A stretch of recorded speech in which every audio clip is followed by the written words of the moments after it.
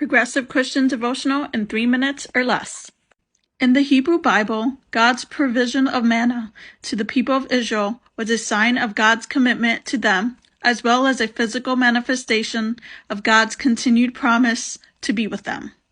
In a similar way, Christians view Jesus Christ as the physical embodiment of God's love and care for humanity. For us, Jesus is the bread of life. And what does it mean for Christians to fully live out that truth? To not only say with our lips that Jesus is the bread of life, but to live it? Too many Christians, unfortunately, think this verse means harassing and bullying other people in the name of the gospel. They interpret the idea of Jesus being the bread of life in terms of heaven and hell. Those who reject the bread of life spend an eternity tortured in hell, while those who accept the bread of life go to heaven. Instead of uncritically accepting that interpretation, I'd like us to expand our theological imagination a bit and to reject a narrow interpretation of the Bible and of God. I do believe that when Christians accept Jesus as the bread of life, salvation occurs.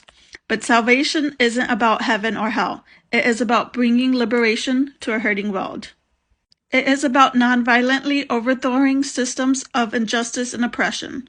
It is about recognizing that our loyalty is to a God who took on the form of humanity, not to judge and condemn us to hell, but to liberate us from the hell of violence, oppression, and injustice that we have created on earth. As Christians, we believe that Jesus embodies the radical love of God, and by accepting Jesus as the bread of life, we are saying yes to God's love.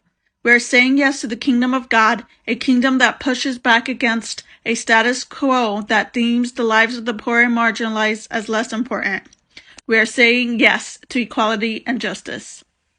And we can best share Jesus, the bread of life, not by preaching a false gospel of fear, manipulation, and control, but by our actions, by caring for the poor and the marginalized, by creating a world where queer people can be themselves without fear of being bullied, harassed, or killed, where everyone has enough to eat and has shelter, where everyone is cared for.